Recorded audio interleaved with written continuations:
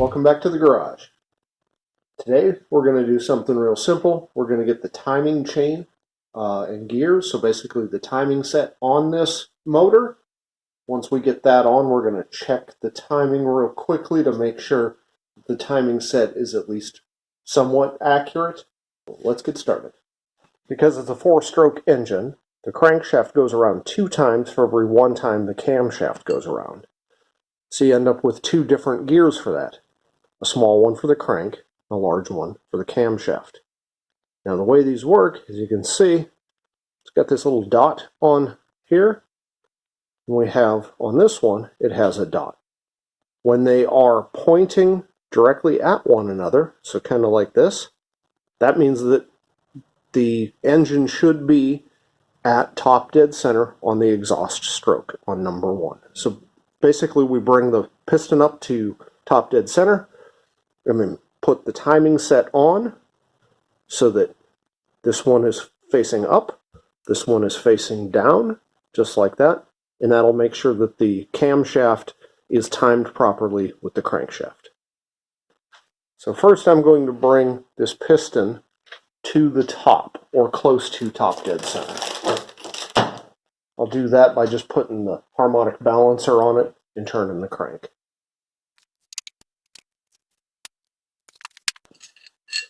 I then take my timing chain. This one's a double roller, so it's got 2 sets of teeth here. Factory would have been single.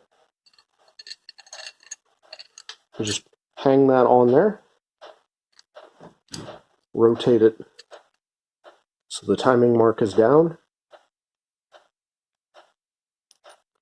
And put this on so the timing mark is up. So they're facing one another now. And then put that guy on there. Slide it in.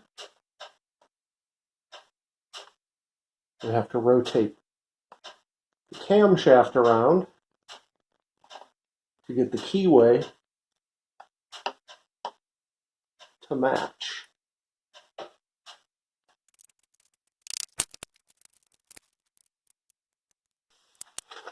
So now you can see this one's pointed straight down, this one's pointed straight up, and they're facing one another. If you're off by a tooth on the chain, this will be off to one side.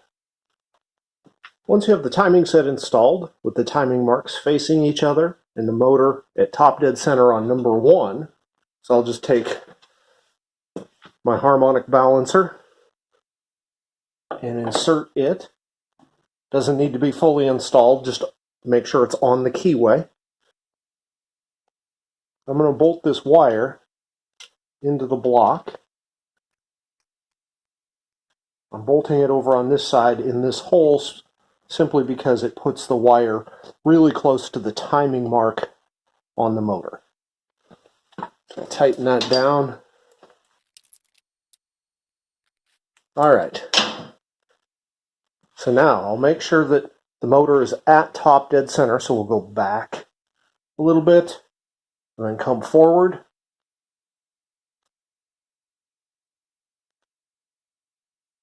Looks like it's right about there. Now I'm going to take this wire and put it right on where the timing mark is.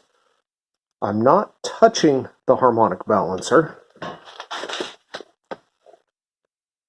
Let's see, I'm real close to it, but just above where the timing mark is.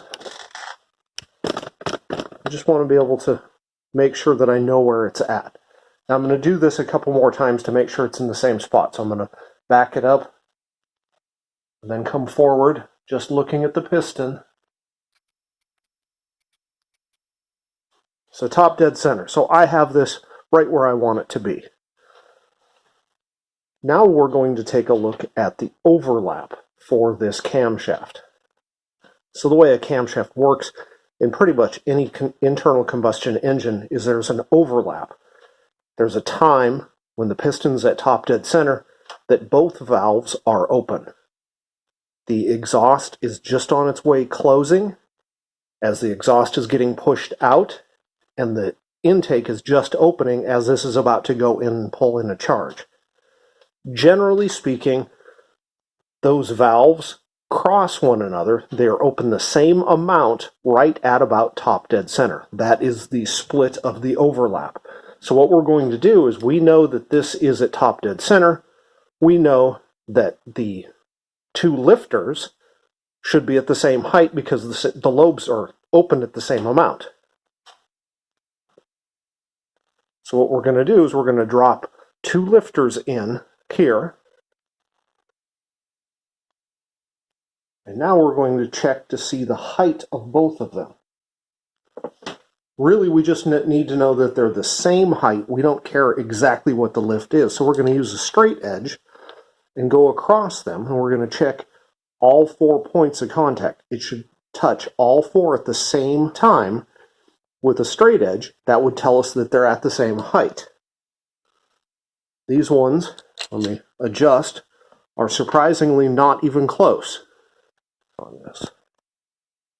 You can see that this one, which is an intake, isn't even close to that guy. That looks like it's probably 20 or 30 thousandths off.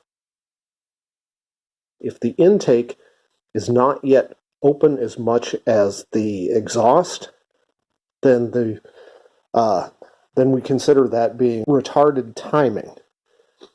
If it's higher up than the exhaust, it would be advanced timing. We want to find out how far retarded this is right now. So now what I'm going to do is I'm going to rotate the crankshaft using this until I have contact on all 4 of those points. So both lifters across. And right there, they appear to be just about perfect. You always want your final movement on this to be in the direction of rotation to make sure you've taken lash out of the timing set. So right now, both of these lifters are at the same height. You can see the difference here from top dead center to where this timing mark is. That is how far retarded this is. If it were up this direction, it would be advanced. So now, how do we know how far that is? We could take the distance around the harmonic balancer. We know that's 360 degrees, and divide it and figure out what that is. But there's an easier way to do it. Alright, so if I have a timing cover here, so from here to here is 5 degrees.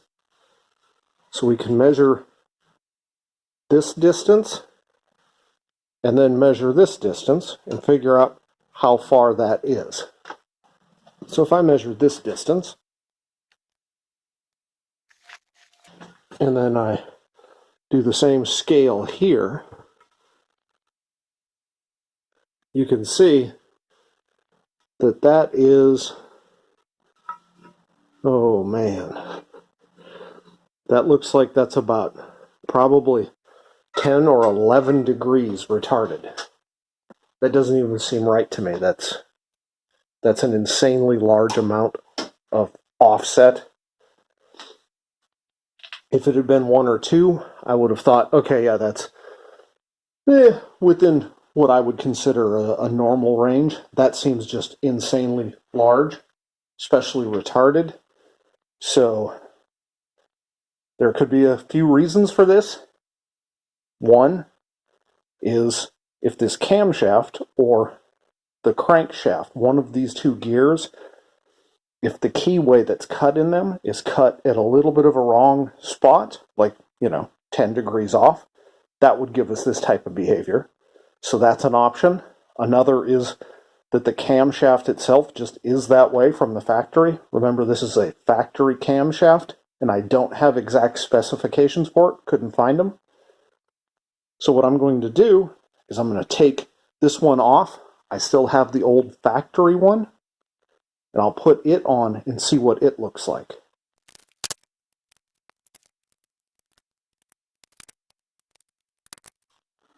These lifters are still same height, so the camshaft didn't move, and you can see the timing is still off by 10 degrees.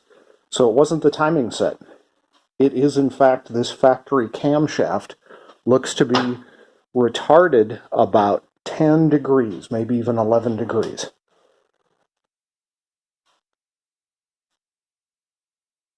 I've got to do some research, find out if that's right. It's making me question even what I believe I know about how these things should work. But first, I need to do some investigation, figure it out. So we'll be back in a couple of days. All right, so we're back looking at this timing set. So I was not insane. So I went and looked at the factory service manual for a 2000 Dodge pickup with a 5.9. The specifications for the cam in the book are not very good. It gives us some information like when they open and close, but it doesn't give us any lift. I also think it's completely wrong. I think they have the intake numbers reversed, because if you look at how they have the intake numbers, which I'll put up on the screen here, it looks as if it's opening at the bottom and closing at the top, which means it would be pushing air out as it's coming up. At any rate, I think the book just has it inverted. But I took these numbers and I sent them around to several cam manufacturers, and I actually got a response back from a guy named Kiel or Kiel. I don't know how to pronounce his name, Kiel. But at any rate, he's at Kelford Cams out of New Zealand. Really, really helpful. Again, I'll put a link to their site down in the comments here, just because of how helpful he was. He did the quick calculation for me as well, and came up with basically the same numbers I did. He's got a lobe separation of 109.5 degrees in the intake center line at 117.5, and the exhaust center line at 101.5. The only guess we can come up with on why it is so far retarded is that the Chrysler engineers were trying to do something to achieve emissions, right? Power and performance tend to take a backseat to emissions and efficiency. I am not as concerned about that. We also don't have a computer driving things. We don't have fuel injection.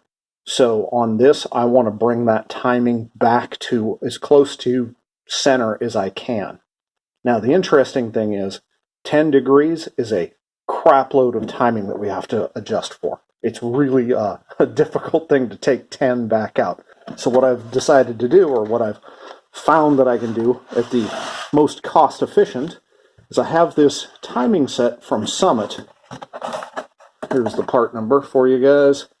I'm not sure which one of those is the part number, 78103 maybe. At any rate, this is from Summit Racing. You can see that this timing set has a whole bunch of keyways in here, and it allows us to either advance or retard the timing. We can go all the way up to 8 degrees advanced or 8 degrees retarded. Again, we're trying to achieve 10, so this isn't even enough. So what I also did was I bought a key. So we'll take a look here in a minute, but the camshaft has a woodruff key on it it's the thing that goes into this slot here. This key is offset. See if I can open it up and give you a little bit better view. This key has an offset in it. So if we put it in like this, we actually get 4 degrees. So it's a 4-degree offset. They actually make 2 and 4. I think they may make 6 as well, something like that. But so we'll insert this on the camshaft, and then we'll put on this timing set for advanced 6 degrees, and then we'll do the measurement again and see where we end up. So this is the woodruff key here on the camshaft. It's just half moon. So I'm going to take a drift punch here and put it just on the edge. You can see the difference. There's the factory, and here is the offset that we're going to put in. We want to put it in this way to advance it. This way would retard the timing. So we're going to go in this way to advance the timing. So one of the challenges here is the depth of these two keys is not the same. So I actually have to take this guy and remove some meat from the back side. Come on, focus up. Have to remove some material from back here so that it will seat far enough down in the notch on this camshaft. And I have to do that without getting my fingers in the grinder.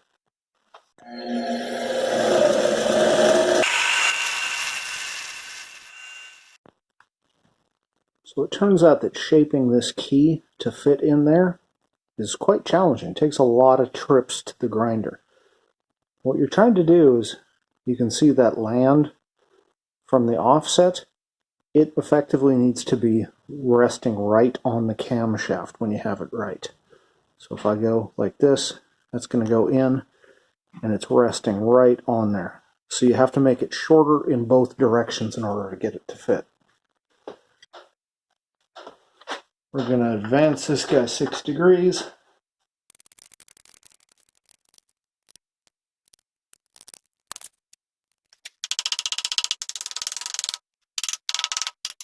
We have that in now at theoretically 6 degrees here and 4 degrees here.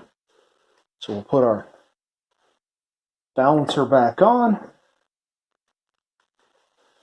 We haven't moved the crankshaft, so it should still be at top dead center, but we can verify. That looks like top. Get our lifters in.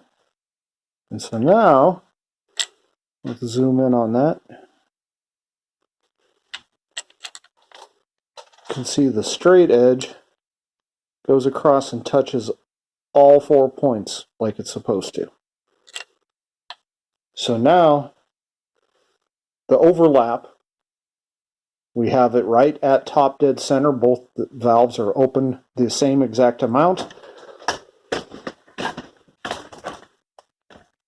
At top dead center on the exhaust stroke. And our timing mark is right at 0. So, we had to get 6 degrees on the crankshaft, 4 degrees on the camshaft, but now I can bolt this in because the timing set is in. One final note here. Notice this chain is nice and snug. There isn't much side-to-side play here at all.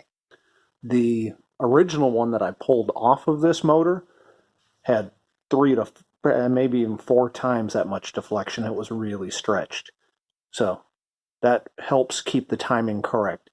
If it's really loose, that lash or that slack in it will cause the timing to really adjust as you accelerate and decelerate. That's it. Thanks for watching.